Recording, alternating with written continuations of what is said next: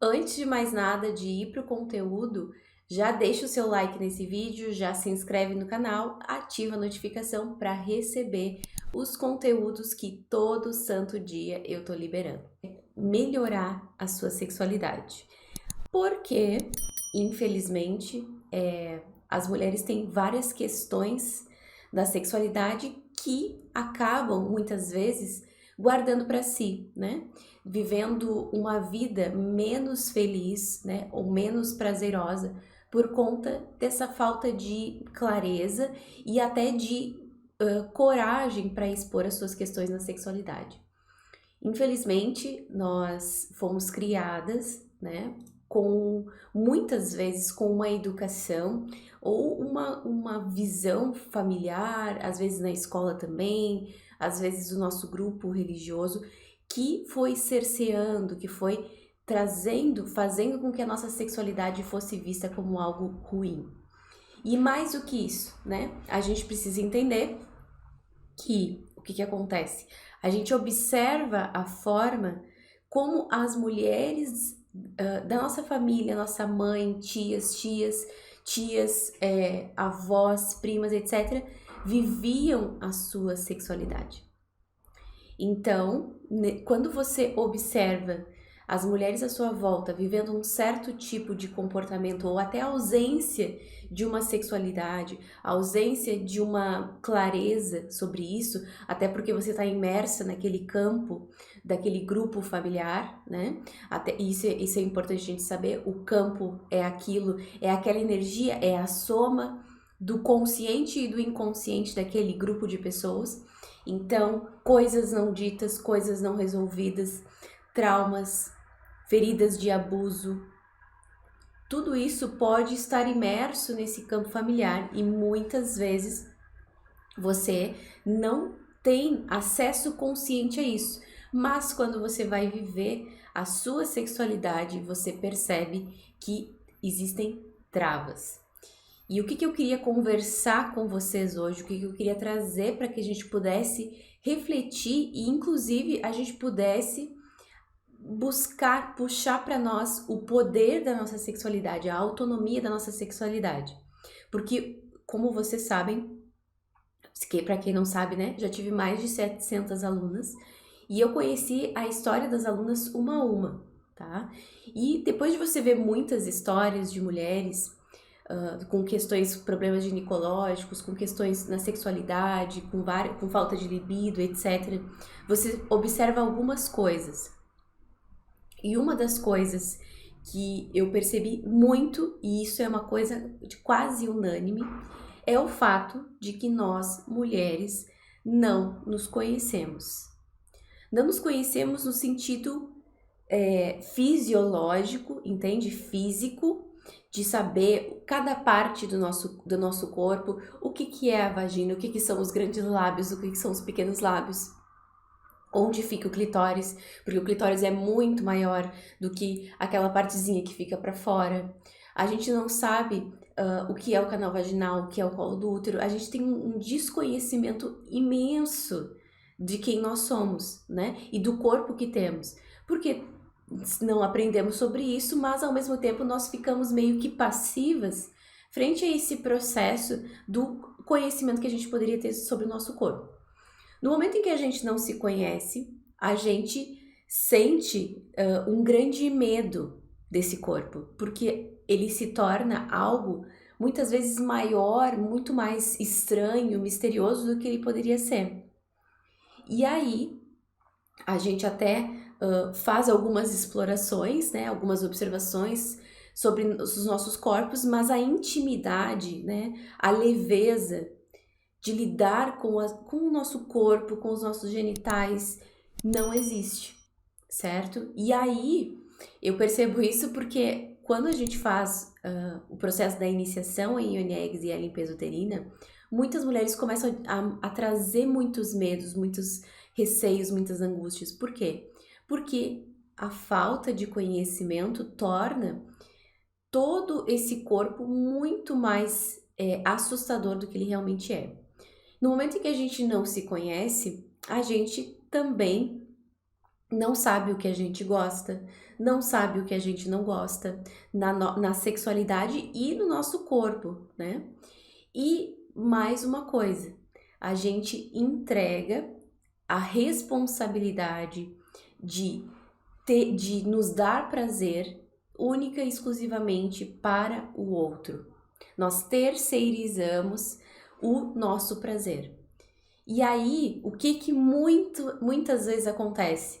Mulheres frustradas, mulheres chateadas, mulheres incomodadas, porque a pessoa que ela se relaciona, a pessoa que ela tem que ela é casada, enfim, o parceiro sexual, parceira sexual, não sabe o que ela quer.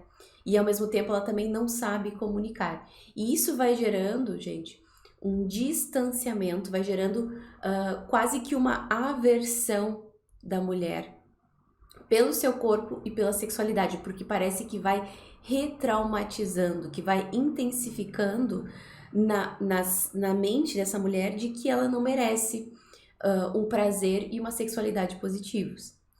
Eu gostaria, antes de qualquer coisa, fiz essa breve, longa introdução para saber, né? E eu gosto que vocês estejam aqui ao vivo comigo, justamente para saber como foi nas histórias de vocês, para a gente trazer aqui alguns exemplos, como foi introduzido, como é que foi explorado e como foi apresentado para vocês a sexualidade feminina. O que vocês aprenderam sobre isso? O que diziam na casa de vocês? Porque o que geralmente acontece? Vão falando aqui que eu vou lendo os comentários, tá? Quero saber como que foi apresentado para vocês a questão da sexualidade feminina.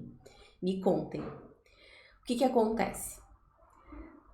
Geralmente isso não é falado com a menina, tá? A sexualidade. Não, é totalmente oposto do que acontece com o menino. Se hiperestimula, né, a sexualidade no menino e a menina tem que meio que fingir que nada acontece. Só que ela tem hormônios e sexualidade tanto quanto o menino.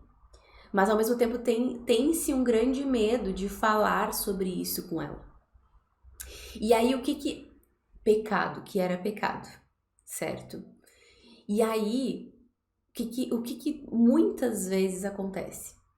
A menina menstrua, entra na menarca, a primeira menstruação, e aí começa-se a tal da perseguição da sexualidade da mulher, porque a partir daquele momento ela pode engravidar. E aí, praticamente tudo o que a mulher / menina aprendeu sobre sexo e sexualidade fica como algo que ela é ruim, porque sempre é falado no momento em que ela vai poder engravidar, no momento em que ela tem que se cuidar, que aquilo é perigoso, que aquilo é ruim. E isso vai gerando em muitas mulheres pânico da relação, pânico do seu corpo, pânico do seu ciclo. E aqui é importante você saber, né, que só o fato de você entrar nessa retração, nessa contração, a sua própria musculatura pélvica se contrai. A sua própria musculatura se tensiona e é lógico que você tensionada, que você rígida, que você nesse processo de tensão e muito medo da sua sexualidade, você vai ter muito mais dificuldade de viver plenamente esse momento que faz parte da vida. Um momento que absolutamente todas nós viemos de uma relação sexual. Portanto, deveríamos enxergar essa relação sexual como algo profundamente belo e sagrado, que dois seres humanos conseguem gerar um terceiro ser. Olha que coisa linda. E ao mesmo tempo se tem uma coisa muito negativa a respeito disso, tá? A Jane falou assim, na verdade não foi nem apresentado, né? Crescemos sentindo vergonha, exatamente, né? Existem muitos casos em que isso não é conversado de forma alguma. É do tipo assim, se vire, aprenda sozinha, né? Eu lembro que nas primeiras experiências que eu tive, eu realmente tinha muitas dúvidas e não tinha ninguém para conversar, nem abertura né, sobre como que funcionava. Eu tive que ir meio que entendendo e ao mesmo tempo a tal da vergonha e a tal daquele e aquele tabu, né, aquele mistério em cima da sexualidade me deixava com muito medo de perguntar porque eu me sentia inadequada, eu me sentia constrangida. E por mais que hoje em dia a gente tenha uma mentalidade muito mais aberta, porque estamos, por exemplo, aqui falando na internet sobre sexualidade feminina, isso não quer dizer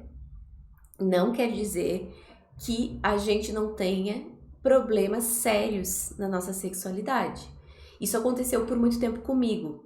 Porque o que acontecia? Eu tinha uma profunda insegurança. Vou contar um pouquinho da minha história, tudo bem pra vocês?